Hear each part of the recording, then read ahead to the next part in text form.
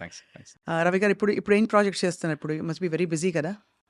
అంటే I'm busy and choosy or otherwise కొద్దిగా I always been ఎప్పుడు వెతుక్కుంటూ ఉంటాను నేను బేసికలీ. సో ఇప్పుడు కరెంట్లీ నేను వెబ్ సిరీస్లు ఎక్కువ చేస్తున్నాను అండి. Because I feel that the length of మన ప్రెసెన్స్ ఉంటుంది కదా, అది కానీ లేకపోతే క్యారెక్టర్లో డెప్త్ కానీ కొద్దిగా అంటే అలానే సినిమాలంటే ఇష్టం ఉంది ఆబ్వియస్లీ సినిమాలంటే బాగుంది ఇష్టం, అదే ఫస్ట్ ప్రిఫరెన్స్. కానీ but in general web series has given a lot of scope for being present. So అది ఈ మధ్య జగపతి బాబు గారితో ఒక వెబ్ సిరీస్ చేస్తున్నాను. That's a very interesting and important role and a very lengthy role as well. అది కాక మళ్ళీ Amazon సోనీది, అది అమెజాన్ ఇంకోటి చేస్తున్నాను. సో అదిను plus the couple of movies which I'm doing currently. Aadi Sai Kumar తోటి అది కూడా ఇంట్రెస్టింగ్. అది చాలా అదే ఐ మీన్ నాకు నేనుగా వెతుక్కోవటం, కొంత నాకు ఇలా వెరైటీ ఎక్స్పెరిమెంట్ అంటే నా దగ్గరకు వస్తుంది. ఏదైనా కొద్దిగా వెరైటీగా చేద్దామంటే కొద్దిగా డెఫినెట్గా ఐ థింక్ సమ్వేర్ అలాంటి క్యారెక్టర్స్ వస్తాయి. అలాంటి క్యారెక్టర్లో వాళ్ళ ఆప్షన్స్లో ఎక్కడో నా పేరు ఆల్మోస్ట్ ఫస్ట్ సెకండ్ థర్డ్లోనే ఉంటుంది. So that is there. అది కాకుండా తమిళ్ కూడా నేను ట్రై చేస్తున్నాను ఇప్పుడు. సో తమిళ్ தமிழ் பேச தெரியுமா?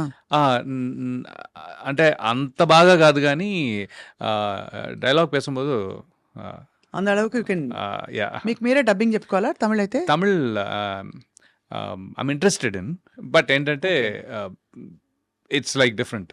కొద్దిగా లాస్ట్ టైం అంటే క్షణం చేసినప్పుడు Tamil Kshanam I did Tamil Kshanam also, same role, సత్యద. సో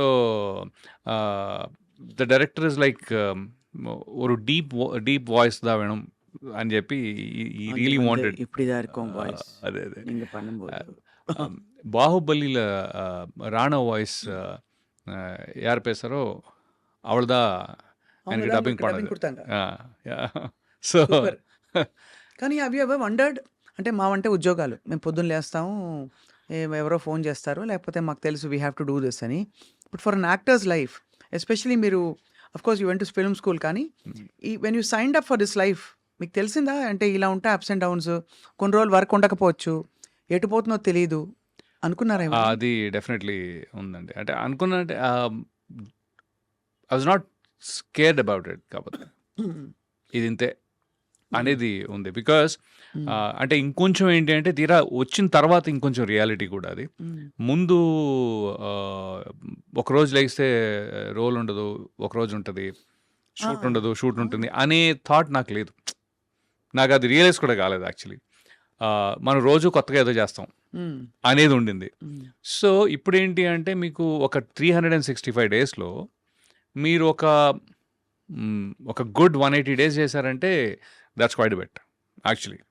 అవును, చాలా ఎక్కువ. 180 రోజులు చేయడం అంటే చాలా ఎక్కువ. అంటే ఒక డీసెంట్గా there always be exceptions the top tier like, but then in general if are able to really perform for 180 days and that 360 360లో 180 రోజులు చేయగలిగారంటే మాత్రం దట్స్ గుడ్.